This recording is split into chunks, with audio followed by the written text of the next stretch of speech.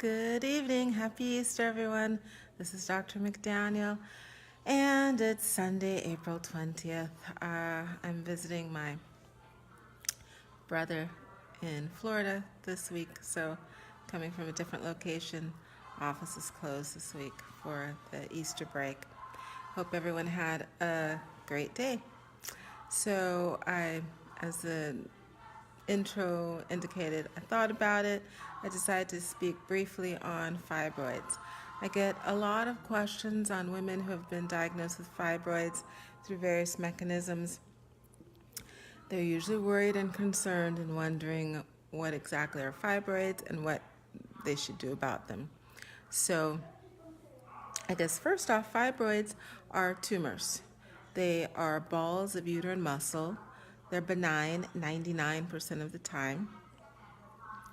And fibroids occur in about 15 to 20% of women. The big picture is that we don't know why some women get fibroids and some women don't. We do know that fibroids are an abnormal response to a normal environment. So fibroids feed off of the normal estrogen hormones present in your body. The only time that fibroids will naturally decrease or diminish or shrink or go away is when you go through menopause, because fibroids feed off of estrogen. When you go through menopause, estrogen levels drop severely, so they starve off the fibroids. Another way they can potentially shrink, but doesn't occur very much, is if they outgrow their blood supply. We call that degeneration. So they outgrow their blood supply, they can't grow, they'll shrink a bit. The catch is that usually fibroids produce hormones that garner increased blood supply for them. So if they start to outgrow their blood supply diminishes, they start to degenerate or to break down. They produced accessory blood supply to themselves, so they continue to grow. So 15 to 20% of women have fibroids, and fibroids are not dangerous, but they can be annoying for some women. So there are 3 locations in the uterus where fibroids can grow. They're balls of uterine muscle that can plump up the meat of the uterine body. That can occur anywhere in the uterus: the front of the uterus, the back of the uterus, the top of the uterus, towards the bottom of the uterus, above the cervix. You can't even get fibroids in the cervical tissue because that's still meat or muscle. So you can have uterine fibroids. You can also have cervical fibroid. That doesn't occur very often, but it does occur. So the meat of the uterus is the predominant. Because it's in the meat or the wall of the uterus, we call them intramural. Mural means wall, intra means within, so it's within the wall of the uterus, intramural. Second location is they can start inside the wall, and then they can punch or pooch into the cavity of the uterus. So they dangle inside the cavity, either just a little bit where they lump up the lining. I call that cobblestoning the lining of the uterus, or a lot where they just start to fall inside the uterine cavity itself. That's called an aborting myoma if it falls in and it starts to come out through the cervix. So those fibroids that pooch out into the cavity and start to fall into the cavity, we call those submucosal, because that inner lining is a mucosal layer, kind of like the inside of the mouth. The last location they can occur is they'll start in the lining or in the wall, and they'll pooch out of the uterus. So they stick out like doorknobs or horns or handles. Those are under the skin of the uterus, or the serosal layer. So we call those which sub means under, subserosal fibroids or myomas. Subserosal fibroids can get quite large, and they too can start to dangle off like a doorknob or dangle off like a teardrop. And if they get really crazy and they dangle, where the little stalk that's holding it gets super duper thin, and then they fall on something else, they can lose that blood supply from the uterus, and then they just latch onto whatever they've fallen off, which could be intestines, could be the sidewall of the pelvis, and we call that a metastatic fibroid. So it's almost like a cancer, but it's not a cancer, but it's a fibroid that's bleached out into other areas. So it's a metastatic fibroid. That's fairly rare. As I said, fibroids are not dangerous, but they can be annoying and they can compromise your quality of life. And that's because if they cobblestone the lining of the uterus, they increase the surface area of the uterus. If they increase the surface area of the uterus, it increases how much blood builds up in the uterine lining, so that increases the amount of flow or bleeding that occurs with the menstrual cycle. So some women with fibroids, they can have a lot of submucosal fibroids, and they can have really, really heavy balls of blood or clots, balls and clots of blood bleeding with their cycle. They can have even fist-sized balls of blood clots plopping out with their cycle. And I've had patients who've had their cycle every month for 2 to 3 weeks. So 2 to 3 weeks every month, they're on a heavy, long cycle. So it gets really crazy.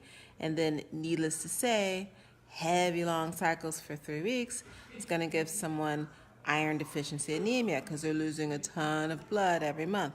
A cycle that's going to take the average woman 4 to 5 days, medium flow. They're having a cycle for 3 to 4 times as long as the average woman.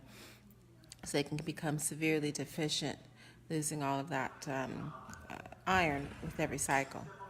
Another way they can be annoying is that they can really, really bulk up and get bigger, bigger, bigger, larger, larger, larger, and then the woman can start to look like she's pregnant. So I've had patients who literally look like they're 9 months pregnant with a fibroid uterus, humongous fibroid uterus. That doesn't happen a lot, but it happens sometimes. And for those women, technically it's not a medical issue, but realistically, unless you just like getting sympathetic looks from people in seats on the trains and the subways, it's not worth it to walk around in maternity clothes all the time. So most women will want intervention, they'll want treatment in that case. Another way that fibroids can be problematic is because they're big tumors of the uterus sitting on all of the organs in the belly. You can have the same issues that women who are pregnant can have. So that heavy uterus sitting on the bladder, it makes the bladder capacity smaller, so it compromises how much urine can build up. So obviously that person can't hold as much urine, so they're urinating frequently. Or it builds up, puts a lot of pressure on the rectum, so they have constant feeling like they have to have a bowel movement, or they have obstipation, which is similar to constipation, but obstipation means they don't have hard stools, but it's just difficult for them to pass the stools because obviously there's a big force putting pressure on the rectum, so they have to bear down to pass stool against that barrier almost that's preventing stool from passing. Needless to say, it can also potentially put pressure on nerves that run out with the legs. So a big one would be femoral nerve, which feeds the lower legs, part of the lower leg, and sciatic nerve, which feeds towards the bottom, towards your back, towards your butt cheeks. So they can have pressure and tingling and the sensation that their legs are going asleep sometimes, so it'll put pressure on the legs.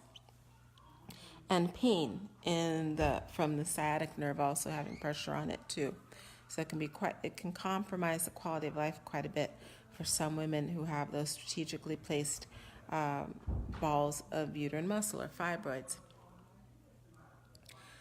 Again, fibroids aren't health issues, but they can be quite cumbersome and they can be an annoyance.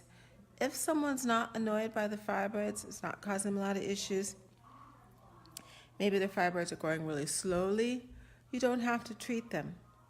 You only need to treat them really in 2 cases where they're compromising quality of life. Someone says they're really unhappy with the symptoms and the side effects they're having from the fibroids, or if the fibroids grow rapidly. Rapid growth in fibroids is not normal, and a rapid growth in fibroids is one of the very few indicators we have medically that that person might have a sarcoma, which is a cancer that's developed from the fibroid. That occurs in less than 1% of women with fibroids, but of course the flip side of that is 1% of women with fibroids will have that fibroid turn into cancer, which of course is a big deal. Now, we can divide the symptoms, the signs and the symptoms of fibroids, or what annoys people with fibroids, into two different categories.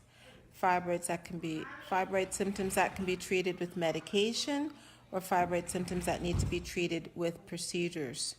And for that, I'll go into that tomorrow. That'll be part 2.